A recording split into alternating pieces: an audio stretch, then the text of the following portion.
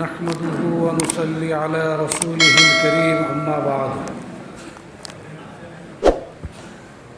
قال النبي صلى الله عليه وسلم الدنيا كلها متاع وخير متاع الدنيا المرأة الصالحة او كما قال عليه الصلاة والسلام۔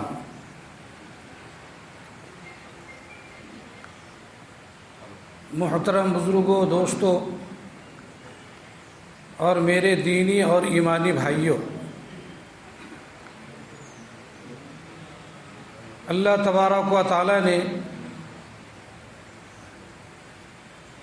انسان کو بنایا تو اس کے اندر انس اور محبت کو پیدا فرمایا۔ لفظ انسان انس سے نکلا ہے، جس کے معنی ہے محبت، الفت، تعلق۔ تو وہ انسان کہلانے کا مستحق ہے کہ جس میں محبت ہو، اور جس میں عداوت ہو، نفرت ہو، دشمنی ہو، بغاوت ہو۔ وہ ظاہری اعتبار سے انسان تو ہے، لیکن اس کے اوصاف، اس کے خصائل اور اس کے طور طریقے اگر انسانیت والے نہ ہو تو وہ صحیح معنی میں انسان نہیں ہے۔ اللہ تبارک و تعالی نے اسی انسانیت کو، انس و محبت کو باقی رکھنے، پائیدار بنانے اور مضبوط کرنے کے لیے پیغمبروں کو روانہ کیا، میسنجروں کو بھیجا، مختلف زمانوں میں اس کے پروفیٹس آتے رہے اور اس پیغام محبت کو دنیا میں عام اور تام کرتے رہے۔ سب سے آخر میں اسی محبت کو لے کر اللہ کے رسول صلی اللہ علیہ وسلم، جو اس کائنات کے آخری پیغمبر ہیں، جن کے بعد کوئی نبی نہیں، کوئی رسول نہیں، وہ آئے اور انہوں نے دنیا کے سامنے امن و محبت کا، الفت و تعلق کا، امن و شانتی کا، سلامتی کا گہوارہ رکھا کہ جس کے اندر اگر صحیح ان کی تعلیمات کو سامنے رکھتے ہوئے انسان زندگی گزارے اور انسانیت اپنے اندر پیدا کرے تو دنیا کے اندر سکون، اطمینان اور چین ویسے ہی پیدا ہو سکتا ہے جیسے قرن اول کے اندر صحابہ کے دور میں ایک امن کی کیفیت ایسی تھی کہ ایک ہی پنگھٹ پر، ایک ہی دریا کے کنارے، ایک ہی ندی اور نالے کے سامنے ایک بکری بھی پانی پیتی تھی اور بھیڑیا بھی پانی پیتا تھا۔ اس کی مجال نہیں تھی کسی بکری کے اوپر جھپٹا مارے، اس پر حملہ کرے اور جو ہے خونخوار درندہ اس کو چیر پھاڑ کر ختم کر دے۔ تو اسی انسانیت کو باقی رکھنے کے لیے، اسی امن و سکون کو قائم رکھنے کے لیے اللہ تبارک و تعالی نے یہ نکاح جیسا پوتر، پاک، شفاف اور پاکیزہ رشتہ قائم فرمایا۔ قرآن پاک میں اللہ نے فرمایا وَجَعَلْنَا بَيْنَكُمْ مَوَدَّةً وَرَحْمَةً۔ اللہ کی نشانیوں میں سے جہاں بہت سی نشانیاں ہیں، انہی میں سے ایک نشانی یہ ہے کہ اس نکاح کے ذریعے اللہ تعالیٰ نے انسانوں میں، مرد عورتوں میں محبت کو، مودت کو، الفت کو قائم کرنا چاہا ہے۔ لہٰذا کسی نکاح سے اور کسی شادی سے یہ مطلوبہ نتائج حاصل نہ ہو، اور جس لیے نکاح مشروع کیا گیا ہے، جس کو شریعت نے نافذ کیا ہے، یہ صرف شریعت کا معاملہ نہیں بلکہ انسانیت کا معاملہ ہے۔ دنیا میں جتنے مذاہب ہیں، جتنی قومیں ہیں، جتنے ملتیں ہیں، کوئی قوم ایسی نہیں، کوئی ملت ایسی نہیں، کوئی مذہب، کوئی دھرم ایسا نہیں جو نکاح کو برا سمجھتا ہو۔ جو نکاح کو برا سمجھتا ہو اس کو دنیا کے اندر جینے کا کوئی حق نہیں۔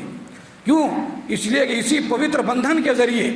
اسی بہترین قانون اور قاعدے کے ذریعے اس دنیا کے اندر نسل انسانی چلتی ہے اور امن و سکون آتا ہے، نسب باقی رہتا ہے، نسبت قائم رہتی ہے، اور بہترین اوصاف اور بہترین صفات اور اچھے سے اچھے اخلاق اسی نکاح کے ذریعے سے وجود میں آتے ہیں۔ جس کو اپنے ماں باپ کا پتہ نہ ہو، اپنے باپ دادا کا پتہ نہ ہو، اپنے خاندان کا علم نہ ہو، اپنی قوم برادری کے بارے میں کوئی پتہ نہ ہو، اس کا حال ایسے ہوتا ہے جیسے کہ وہ جانور ہے، نہ اگلے چیز کا پتہ نہ پچھلی چیز کا پتہ۔ آج مغربی قومیں اور امریکی تمدن اور یہ یورپین کنٹریز اسی دلدل میں پھنسے ہوئے ہیں کہ جہاں نکاح کی کوئی اہمیت نہیں، جہاں شادی کا کوئی قانون نہیں، ایک جانور کی زندگی، ایک درندے کی زندگی ہے کہ صرف اپنی خواہشات نفسانی پورا کرنا، چاہے وہ کسی جگہ سے ہو اور کسی اعتبار سے ہو۔ وہاں پر یہ گھریلو نظام درہم برہم ہو چکا ہے،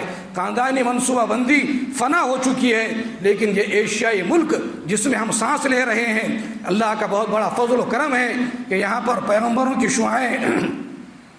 اور پیغمبروں نے جو کرنیں اس دنیا کے اندر پھیلائی تھی، آج بھی ہمارے اندر وہ باقی اور سلامت ہے۔ کیا ہندو، کیا مسلمان، کیا سکھ، کیا عیسائی، کیا بدھسٹ، کیا یہودی اور کیا جین، سب کے سب اس پوتر بندھن کو سمجھتے ہیں، مانتے ہیں اور اپنے اپنے مذہبی روایات کے مطابق اس کو انجام دیتے ہیں۔ لیکن شریعت اسلام نے ان تمام چیزوں میں ایک مثالی کارنامہ قائم کیا ہے اور ایک مثالی انداز استعمال کیا ہے اور کہا ہے کہ اس نکاح کو اگر تم اپنی خواہشات نفسانی کے علاوہ اللہ کے قانون کو زندہ کرنے کے لیے، شریعت محمدی کو باقی اور زندہ رکھنے کے لیے اگر تم اس کو انجام دو گے تو تمہیں اس میں ثواب بھی ملے گا۔ ایک حدیث میں اللہ کے رسول نے فرمایا، اگر کوئی شخص اپنے بیوی کے منہ میں لقمہ دیتا ہے اور وہ یہ سمجھتا ہے کہ میرے حبیب کی یہ سنت ہے، اللہ کا یہ حکم ہے کہ پیار و محبت باقی رہے، اللہ تبارک و تعالیٰ اس پر بھی ثواب دیتے ہیں۔ ایک جگہ فرمایا کہ اگر میاں بیوی اپنے خواہشات پوری کر رہے ہیں